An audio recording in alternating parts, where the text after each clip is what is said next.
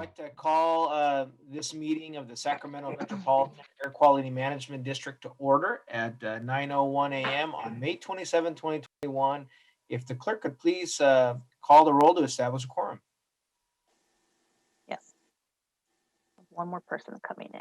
Okay. Director Aquino?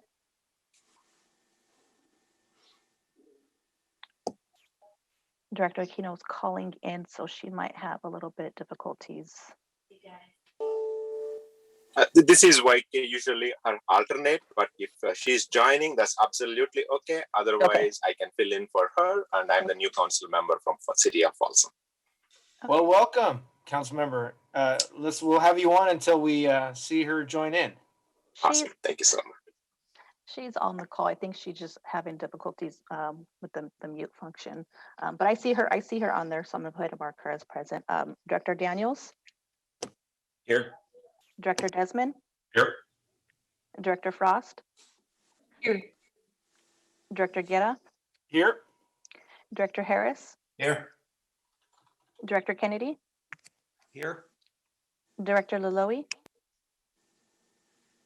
Director Natoli? Director Papineau? Here. Director Cerna? Here. Director Singh Allen? Director Terry? Here. Director Vang? Present. We have a quorum. Fantastic. Well, thank you very much. And let's go ahead and if we can all rise and if you can join me in the Pledge of Allegiance. I pledge allegiance to the flag of the United States of America and to the republic for which it stands, one nation, under God, indivisible, with liberty and justice for all. Great. Thanks, everybody. All right. Let's go ahead, and if the clerk could please do the Board of Clerk announcement. In compliance with directives of the State and Center for Disease Control and Prevention, the physical location of this meeting is closed to the public, consistent with state guidelines on social distancing and California Executive Order N2920. Members of the public are encouraged to participate in the meeting by observing the meeting in real time at www.sacmetrocable.tv, Zoom video conference, and by submitting written comments electronically by email at boardclerk@airquality.org. Comments submitted in person will be delivered to the Board of Directors by staff.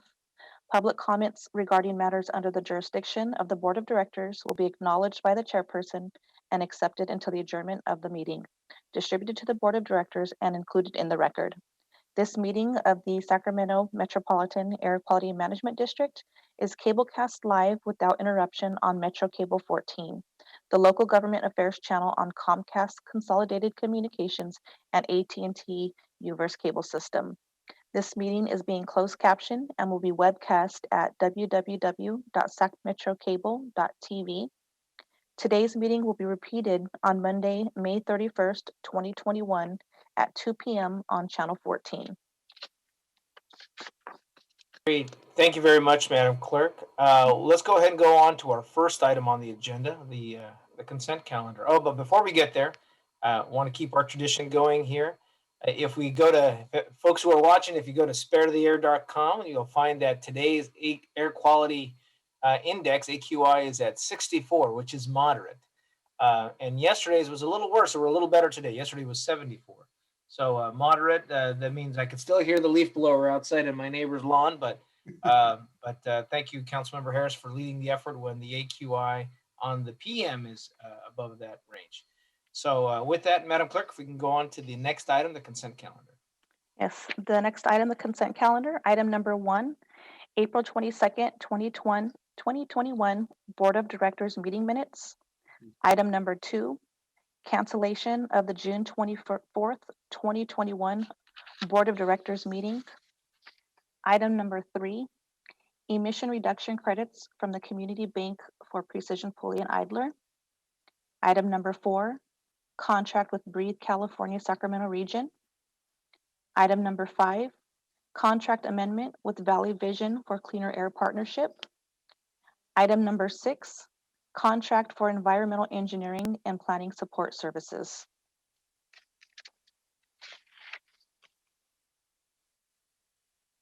Wait, thank you, Madam Clerk. Do we have any members of the public signed up to speak? No, we do not. Great. I'll entertain any questions or a motion from the board on the consent calendar. I'll move consent, Mr. Chair. Thank you, Second. Board Member Harris. Desmond seconds. And then a second by Board Member Desmond. Any other discussion? Seeing none, no hands raised. If the clerk could please call the roll. And Director Aquino? I think we're still having some issues. Director Aquino, if you want to just email me your vote, that'll be fine. Director Daniels? Aye. Director Desmond? Aye. Director Frost? Aye. Director Guerra? Aye. Director Harris? Aye. Director Kennedy? Aye. Director Laloe? Aye. Director Natoli? Aye. Director Papineau? Aye. Director Cerna? Aye. Director Singh Allen? Aye. Director Terry? Aye. Director Vang? Yes. This item passes. Great. Thank you, Madam Clerk. Let's go ahead and go on to the next item here. The next item on the public hearings, item number 7, fiscal year 2021 to 2022 proposed budget and fee schedule. And I have Patty Kepner on the line to give a presentation. Give me 1 second and I'll pull up that PowerPoint for you. Great. Good morning, Patty. And then as many of the board recall that at our last board meeting, and those on the budget committee have seen this before, but this is, again, another preview to the work that's been done, and also on the fee schedule to look at the changes to adjust for the impacts that COVID have done for the next few years. So I just wanted to first thank staff for being thoughtful about how this impacts all of our region, and also maintaining and keeping the strength of the budget for the Air Quality Management District. Go ahead. Okay, good morning, Chair Guerra and directors. Hopefully my audio is okay. Is that good? Thumbs up, Selena, on that? Sounds good. Okay. All right. My name is Patty Kepner and I'm the controller for the district. I'm pleased to present today the second of 2 required public hearings for the fiscal year 21 and 22 proposed budget and fee schedule. The first public hearing occurred as part of the April board meeting. Today's presentation will be a summary of that proposed budget and fee schedule for our next fiscal year, and the district is asking the board to approve the fiscal year 21-22 budget and fee schedule today. Next slide, please. So as a recap, last in April, staff presented the budget. We showed the proposed budget for all 3 funds, which would include the general, the proprietary, which is our building fund, and our special revenue fund, which is for our incentives. We reviewed the 5-year forecast and also looked at the CPI increase of 2.65% and how that was arrived at, how that was determined. The budget and fee schedule have been posted since March, so today marks the end of the 60-day public comment period. So again, today we're recommending that for final approval by the board of the fiscal year 21-22 budget and fee schedule. Next slide, please. This is a summary of our full-time equivalent, or FTE, our head count. And overall, our head count is stable year to year. We have 94.1 proposed FTE head count for 21-22. And that is equal to what was approved for this year in our budget for 2021. So headcount is stable in the budget. There is a 2% COLA included in the budget, and that is the minimum required for staff and employees. Next slide, please. So this is a summary of our proposed budget by fund and then overall for the district. It's a slide that we showed last month to you. Again, no changes at all to the information here, summarizing revenue and expenditures for the general fund, proprietary fund, and special revenue fund, and also detailing the source and use of fund balance for each of the funds. And then overall, as I said, the district-wide revenues and expenditures. I did want to mention one thing on the general fund. Last month, it was mentioned as part of the presentation that our insurance premiums had increased significantly for our property liability program year over year. And that was built into our budget, but it was an example of how costs increase well above how our revenues increase. And after the April meeting, we actually received notice from our insurance provider that our premium was going up even more. So as a result of that, we had some management to do, cost management to do. So we went back to the insurance provider, and on this particular policy, we did have the option to decrease coverage limits, and so we did take that action. As a result, the insurance premiums will be within our budget. And I do want to assure the board that though we did check out those premium limits and that we are in compliance with everything that's required for the bonds on the building and our external grantors, et cetera. So again, I just wanted to point that out to you so you were aware that that limit change was made. And also just as an example of the types of cost increases that the district faces that again, rise faster than our revenues do. And again, rest assured the coverage is adequate, and we at this point it looks like we will be within our budget for that insurance item for next year.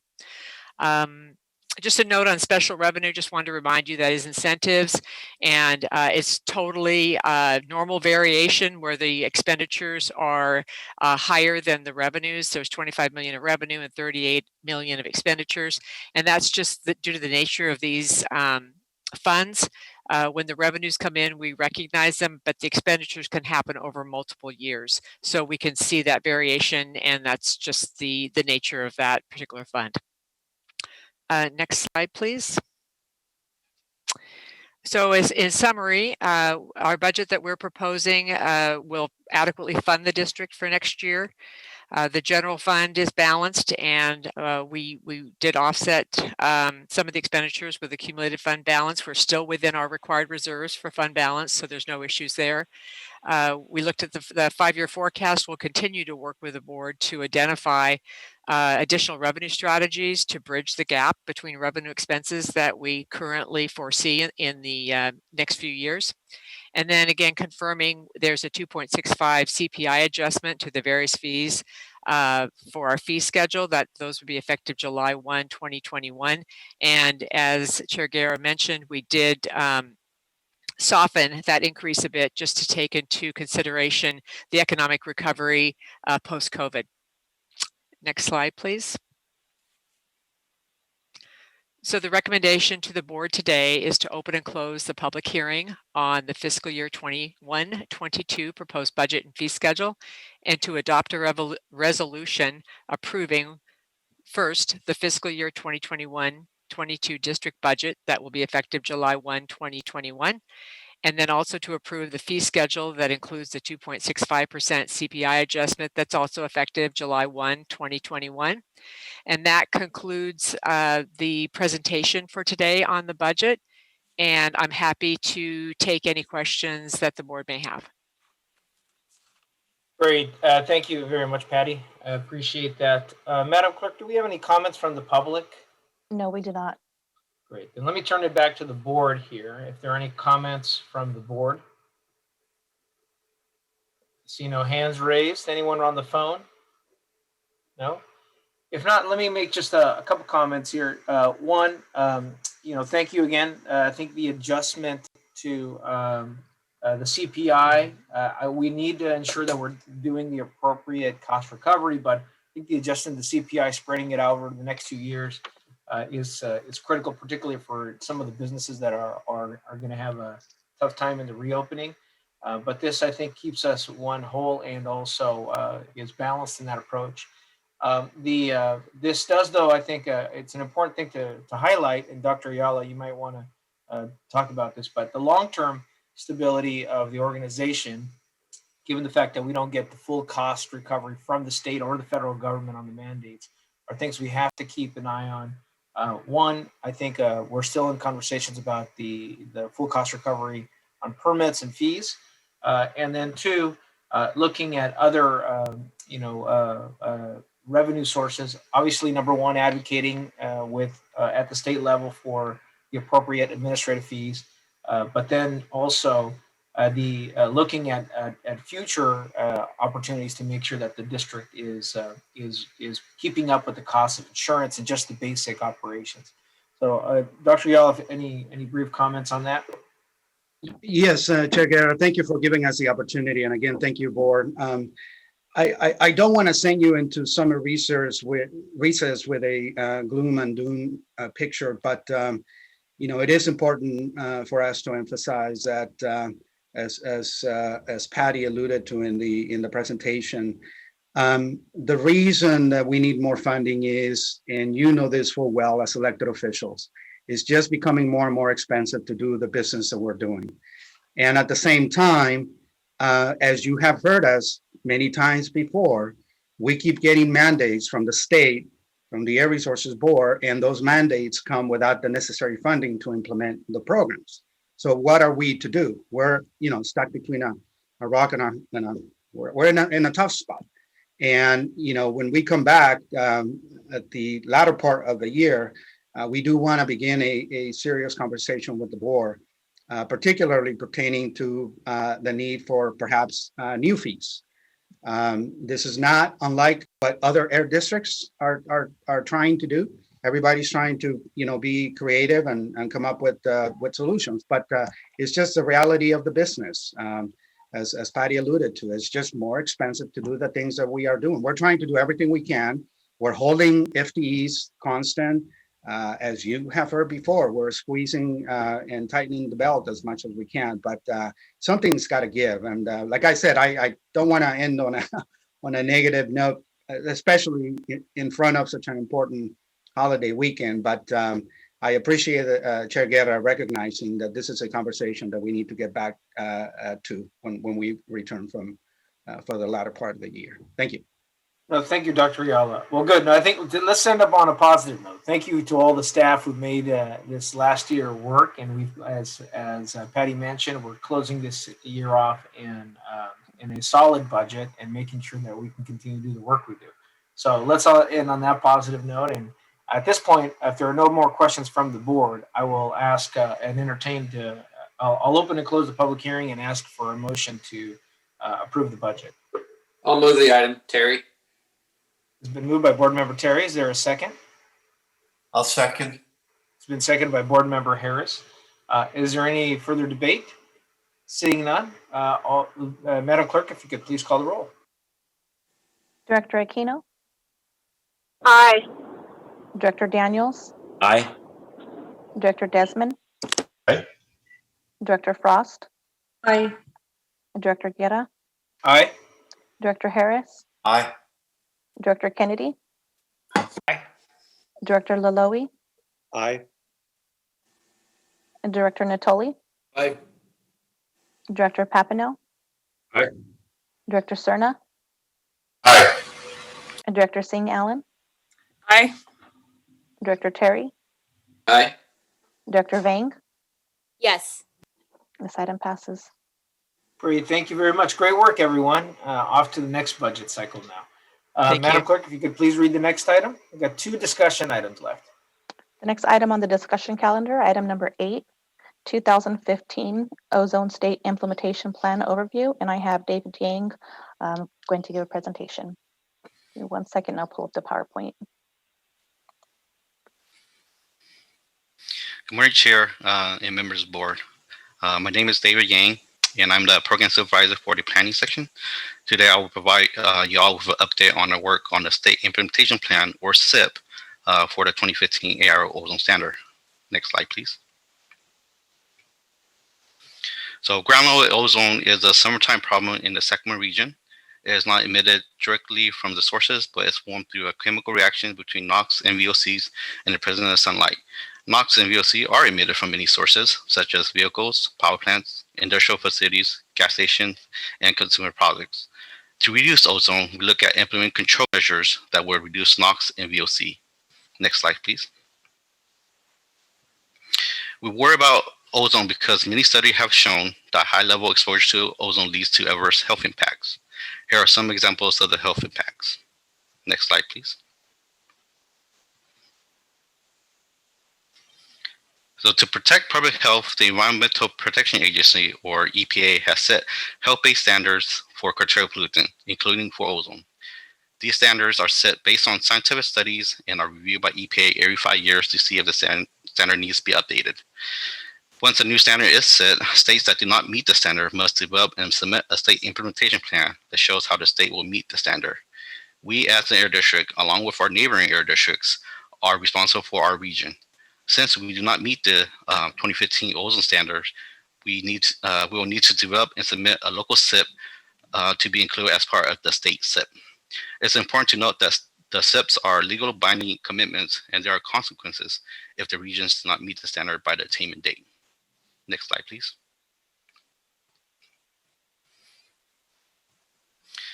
Some consequences are the adverse health impacts for residents if we do not meet the standard. We also risk losing federal transportation funding. And there are also potential impacts to our business partners in the form of more stringent requirements or additional fees. Next slide, please.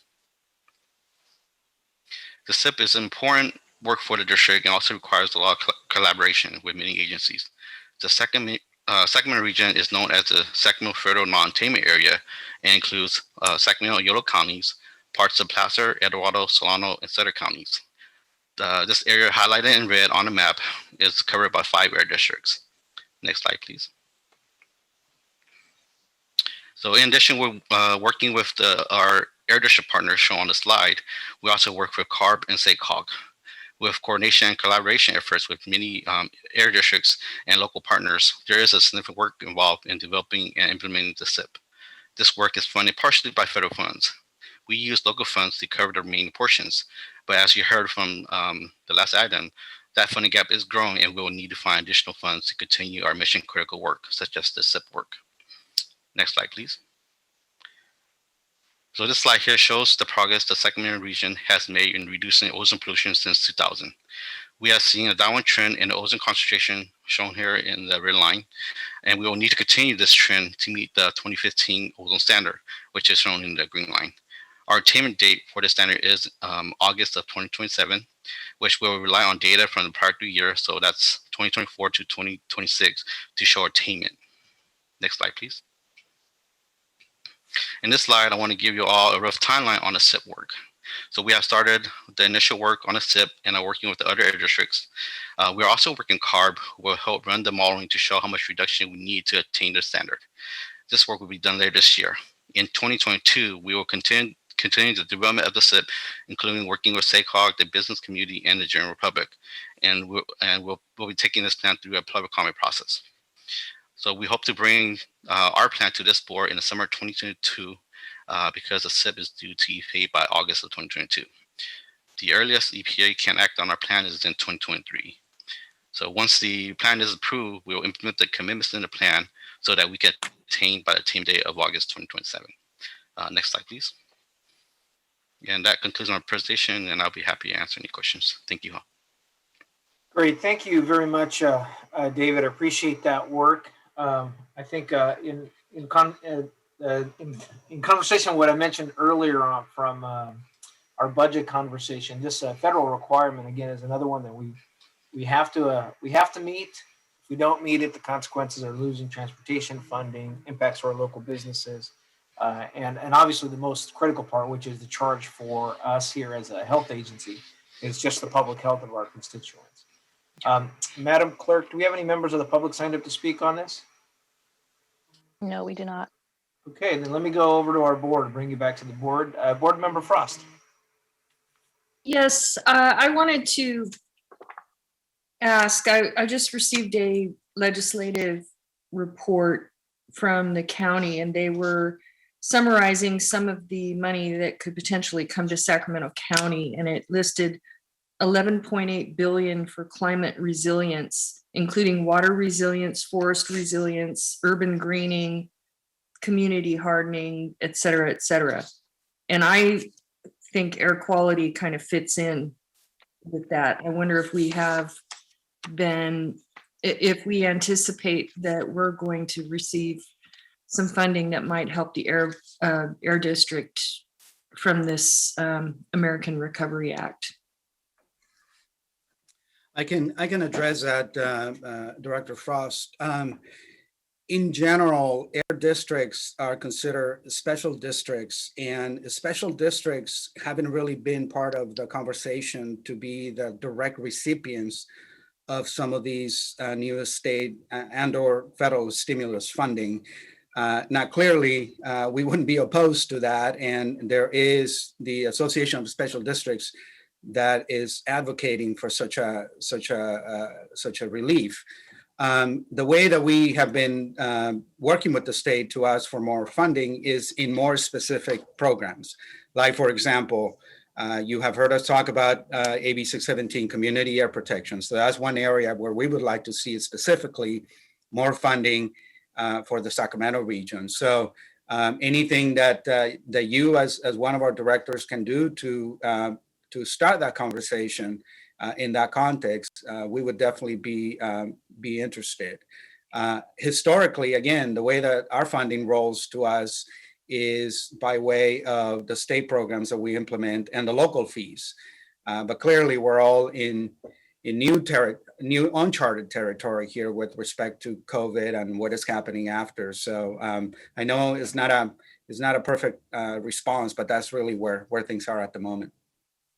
It seems a little bit unfair since it's an unfunded mandate from the federal government to put us in this position, but I guess that's where we are. Thank you. Thank you, Alberto. Thank you, Board Member Frost. Yeah, Board Member Harris. Yeah, Dr. Ayala, I'm just curious, is there any correlation? Do we have any data about how much they could? I'm sorry, Director Harris, we're losing you. You're breaking up, so perhaps you can repeat the question. I think he's completely I think frozen. he's froze. I think I'm back. Can you hear me now? Oh yeah, well, you're back. Okay, so my question, Dr. Ayala, is there any data that correlates two-stroke engine emissions with our non-attainment? Yes, and the data is essentially embedded into what we call our emission inventories. Mm-hmm. As you know, the inventory is essentially a simple accounting of how many emissions are contributed by which sources. And by far, two-stroke engines, as you well know, are probably some of the dirtiest technology still in the inventory. So yeah, there is a specific understanding in terms of two-strokes contributing disproportionately to the ozone problem, for sure. So is there any state action to get California to move away from two-stroke engines? Absolutely. I mean, the state has been working for some time, and specifically, I think you may be referring to lawn and garden equipment, which has historically been dominated by two-stroke engines. The state is already, as you know, on a path to also issue electrification standards for that category of equipment. But we're not waiting for the state rules. As you well know, there is a strong coalition in the region. We are working with our friends at SMOT to see if we can incentivize the transition of our community, of our residents that are still relying on these two-stroke engines, and see if we can replace them with either cleaner four strokes with catalysts like the cars, or better yet, fully electric. If we did that, if we transitioned away from two-stroke engines, do you have any idea how much closer to attainment we would come? Not right off the top of my head, but I mean, the point is well taken. The thing that keeps me up at night is what Mr. Yang just referred to. We need to start collecting cleaner air data 3 years from now. So the other thing that we know from air quality management is there are no low-hanging fruits anymore. All of those have been taken. So what we need is pretty much any and all emission reduction that we can get from any and all sectors. So to your point, I think we're going to be looking at two strokes as well as, how do we prevent, a lot of driving as we come out of COVID and back to normal and all of that. I mean, we're going to do, it's basically all hands on deck because the clock is ticking. Well, the last comment I want to make is that jurisdictions that receive ARP money should probably take a look at this. If special districts cannot avail themselves of this money, then we as elected representatives need to acknowledge the severity of this problem. I've been on this district long enough to see where the numbers are pointing, and it's a crash course with real problems. But there are solutions to these problems, and we have to make the right investments. We're going to get a windfall from the federal government, and I would say that certainly on the city side, I would argue that some of that money should be directed to address these problems that the district is facing. And I very much appreciate that on behalf of our team, Director Harris, because we absolutely agree. And as an example, you may recall that the City Council, as a part of your climate implementation work plan, has directed $500,000 so that we can deploy more air sensors for community monitoring throughout our region. So the point I'm making is we have existing administrative programs and infrastructures like our CCAP program. And one of the things that we are asking the federal government to do is just to channel some of the new funding through these existing programs, because we have the infrastructure to be able to create these programs. So anything that you and others can do to advocate to whatever access the region is going to have for those funds, the agency that you sit on the board of already has existing and effective infrastructures to try to get these programs in place quickly. Thank you very much. Thank you, Board Member Harris. Other questions from the board or comments from the board? Seeing none, want to thank the staff again for this work. Thank you very much, David. I think the point here that I want to highlight is, and David, if you could go back to slide slide 8, because I think that's the one that I think tells an important story here, and that is that Dr. Ayala's point, we've done a lot of the low-hanging fruit that's made us get to this progress significant. But correct me if I'm wrong, Dr. Ayala, in 2019 the upswing there, those are reflective towards temperatures and heat. So if we don't reduce our NOx levels, the heat it essentially puts us up further away from maintaining our goal. Is that correct?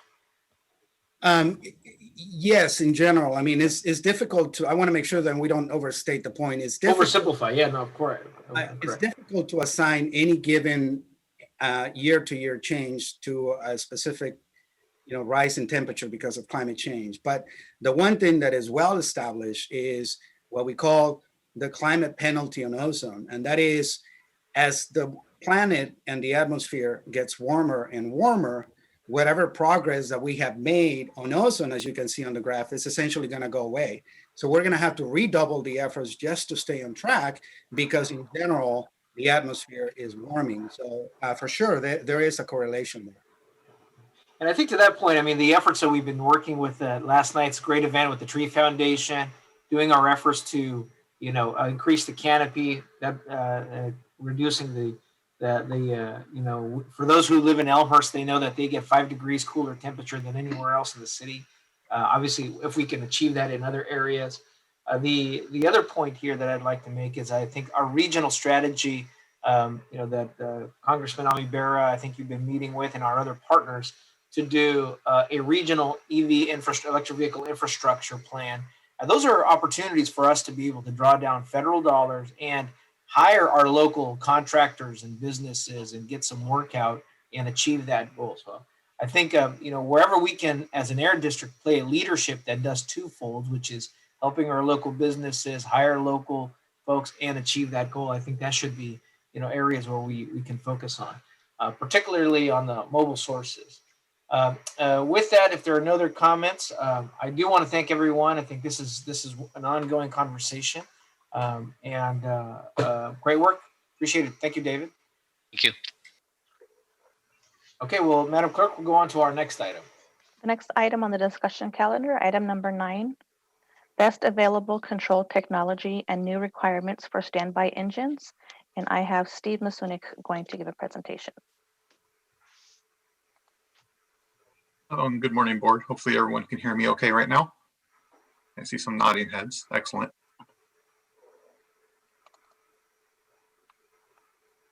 Let's see, there it is. So my name is Steve Masunik, and I'm a program supervisor in the Stationary Source Division. This morning, I plan to share a little information about best available control technology and some new requirements for standby engines. BACT is an important district program for reducing emissions from new or modified stationary pieces of equipment. This presentation is a receive and file. Next slide, please. So, how does the district achieve its clean air goals? One way is by driving emission reductions through cleaner technologies and fuels. When driving around Sacramento, it is easy to see some of the more common sources of emissions in our region, such as automobiles and semi-trucks. The district has voluntary incentive programs to reduce emissions in this sector. However, stationary sources, such as backup generators, gas stations, and boilers, also contribute to the pollution in the air. These sources are regulated through our local permit program and account for approximately 15% of the emissions in our region. A diesel engine powering a locomotive as a mobile source could be the same type of engine that powers a backup generator as a stationary source. Regulations, such as our new source review rule, which includes BACT, helps us achieve our clean air goals while still allowing for economic growth. Next slide. So, what is BACT and where does it come from? Best available control technology, known as BACT, can be traced all the way back to the Federal Clean Air Act. As you heard in the last presentation, the Federal Clean Air Act requires state and local districts to submit SIPs to meet federal clean air targets. Part of the SIP includes new source review, which is implemented by our stationary source permitting program. All new or modified equipment requiring a permit must go through new source review. New source review is designed so that new and existing businesses can continue to grow in the cleanest way possible. It accomplishes this by requiring emission offsets for large facilities and control equipment for new emission units.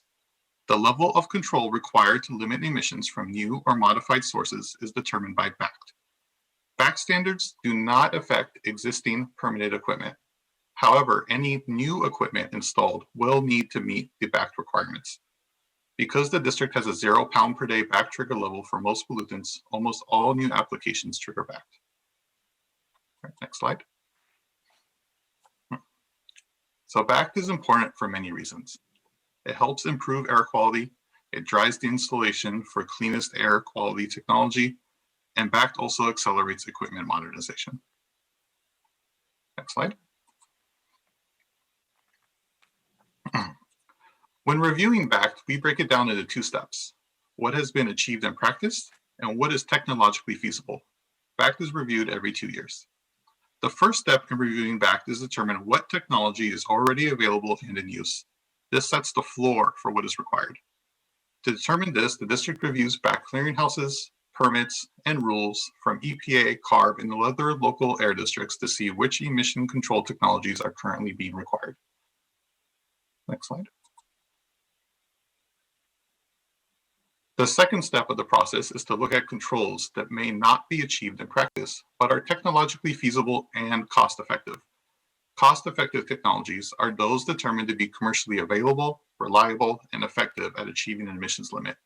When evaluating standby engines, technologies such as diesel particulate filters and selective catalyst reduction systems were evaluated. The emission benefit of these technologies are compared to the total cost of the control equipment. New technology must not exceed the district's cost thresholds. Costs such as design, purchase, installation, maintenance, and even current interest rates are all taken into account. The technology will only be required if it is cost effective. Next slide. All right, now that I have briefly explained what BACT is and the process of determining BACT, I would like to share a new BACT determination the district is proposing. The district is proposing to adopt a cleaner BACT standard for new, large emergency standby diesel engines.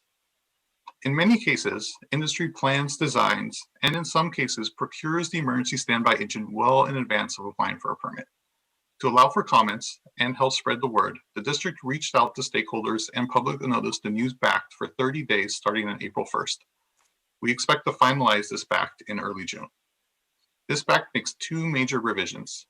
The first being new engines greater than or equal to 1,000 horsepower will be required to meet the cleanest available emission standard known as Tier 4.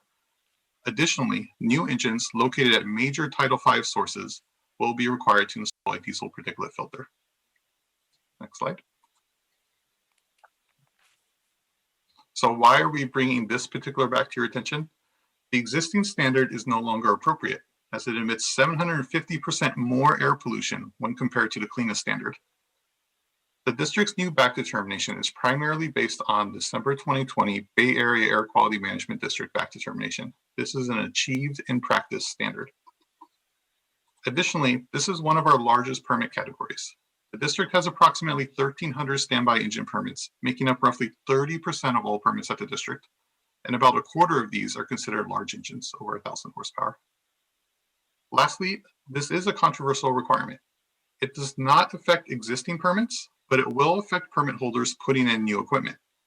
The district did receive 4 comment letters during the public process, and the primary concerns being that this is more expensive for businesses and there are more requirements for installation and operation. Next slide. Although concerns were raised, this new standard has an opportunity to make an impactful change to the air quality in our region. Emergency generator use has the potential to increase over the next decade. Extreme heat events, public safety power shutoff events due to wildfires, and increased use and need of data centers will all cause this equipment to operate and emit pollutants. Requiring the cleanest standard possible for standby engines greater than 1,000 horsepower will reduce emissions by 85% to help the region attain our clean air goals. These standards align with the direction of other large air districts and CARB and help address local concerns about environmental justice and toxic emissions. Next slide. So, in summary, this is one of the district's most important programs for reducing emissions. It ensures stationary sources are as clean as possible while still allowing for economic growth. And this BACT for large standby engines will reduce emissions by 85%. Lastly, the district will continue to provide updates to the board as other significant clean air technologies are deployed in our region. That will be the end of my presentation. Thank you very much. And if anyone has any questions, I'd be happy to answer them at this time. Great, thank you very much for that presentation. Madam Clerk, do we have any comments from the public? No, we do not. Seeing none, any comments from the board? A quick question, Mr. Chair. Yes, Board Member Natoli. Yes, thanks for the presentation. So in the category of 1,000 horsepower or more, what's the rough number of those? I heard a percentage, but also what's the maximum horsepower we see within the permitted numbers that we already have? Sure, that's a great question. So approximately what we currently have permitted in our district is approximately 300 engines of that size. These engines, when they get installed, they do last for a very long time. So they have like a 30-year lifespan.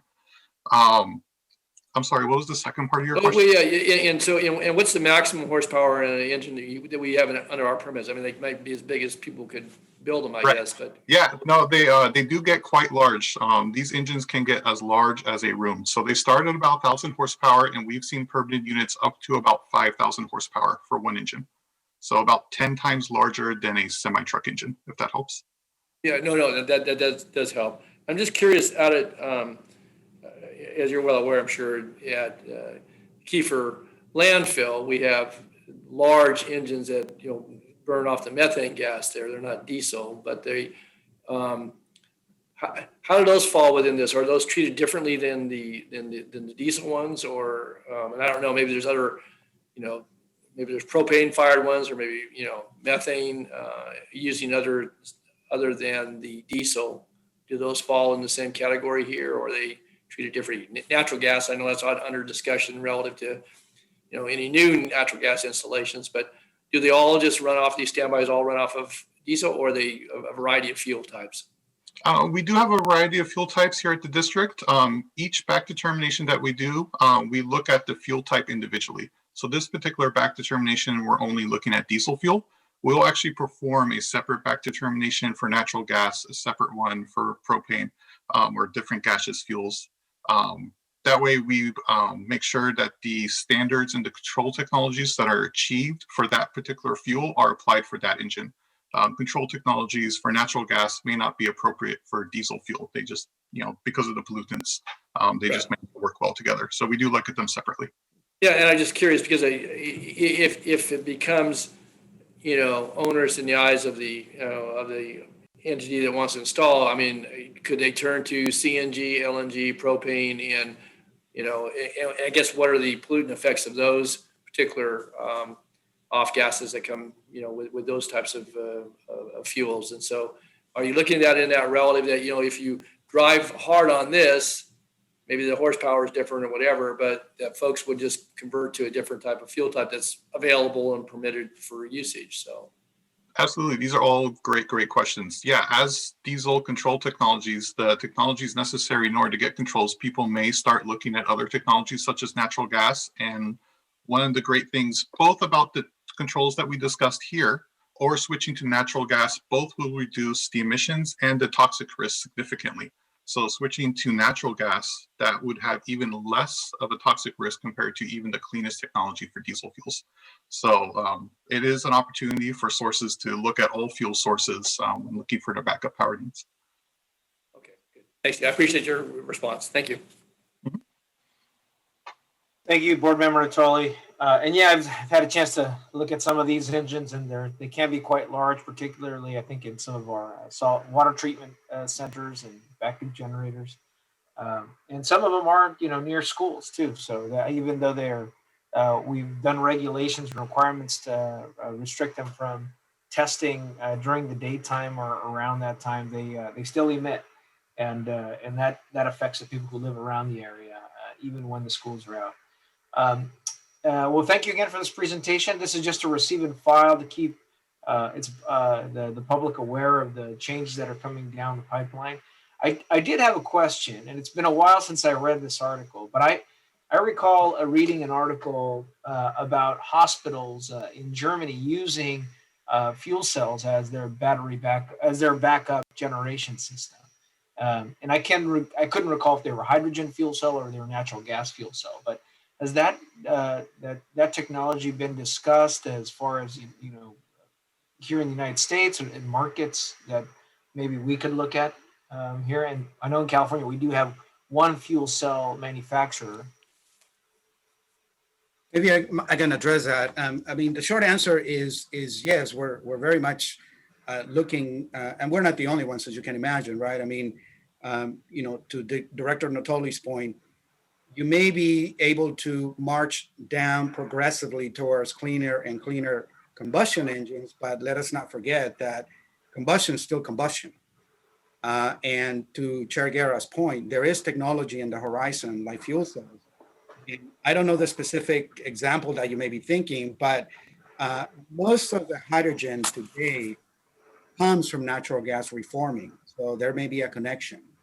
And we are very much interested in bringing hydrogen solutions and fuel cells powered by that hydrogen to the Sacramento region. You may recall that a couple months ago, we talked to you about the new funded project at the Port of West Sacramento, where we are going to retrofit, along with a dozen partners, we're going to put a fuel cell in a switcher locomotive, and we're going to take out the diesel engine to just kind of prove the concept. And the reason that is relevant is because we also have to figure out how to bring the gas, the hydrogen gas, for the locomotive. So to your point, the technology has been around and is well known, is well established. Again, you may recall that when Arco Arena, or the former Arco Arena, I can keep up with the latest name, was equipped as a hospital for COVID, there was actually a fuel cell meant to power that temporary hospital. So the technology is out there. The crunch that we face is, as you can imagine, is still much more expensive. And the crux of it is, where do you get the hydrogen from, right? So that's sort of where we and our partners come in. We want to have a solution to either produce or bring in the gas, the hydrogen. And once you do that, then you perhaps open up the opportunity for the market to go to the fuel cell solution. Great. Well, thank you. I think we do have one hydrogen manufacturer here in the region, in the Power In area. So I don't think we're starting from scratch, but well, good points. Well, thank you very much, Dr. Ayala. That is the final item on our discussion calendar. If there are no more questions on our discussion calendar, then we'll move on to our last item, which is public comment on matters not on the agenda. Madam Clerk, do we have any comments from the public? No, we do not, Chair. Great. Comments from the board? Seeing none, the only thing I'll say is I know Director Kennedy has brought this up, but I would like to continue on a conversation on, as we open up, how do we not lose the opportunity to, as we discussed earlier, how do we look at becoming, at least providing guidance and working in the region on using the benefits of telecommuting and distance meeting to reduce our air emissions as we come back into some kind of hybrid model. So I'd like to make sure that we put that on the agenda and figure out how we find that balance coming forward. So thank you, Director Kennedy. Mr. Chair, can I? Yes, Director expand on that? Yeah. It might be helpful. Well, we're not going to meet in June, so I guess it would be July. But to have legal counsel at least giving us between now and then maybe some guidance on the fact that I believe the emergency order from the governor is going to lift in between now and our next meeting, and whether or not we're allowed to even do that. Because prior to the emergency order, doing this wasn't even legal. So I think we need to understand what kind of format we will be allowed to have come July. Sure, thank you. That's a good question, and I think my comments were more towards how we manage our staff operation and whatnot. But the public, the Brown Act issue, it is correct. That would be helpful, and I'm sure every local entity would probably benefit from that information as well. One information we did receive from the courts, from one of the presiding judges, was that this format allowed for more public participation, more engagement, and so there's some benefits to that. But clearly, the drawbacks are those that don't have access to technology. So, if council could bring back that information, and then Dr. Ayala, if we can continue that conversation when we come back at our next board meeting. Absolutely. Great. Thank you, everyone. It's 9:53 a.m. and we will, seeing no comments from the board, we'll adjourn the Air District at 9:53 a.m. Have a good Memorial Day weekend, everyone. Thank you. You too, Eric.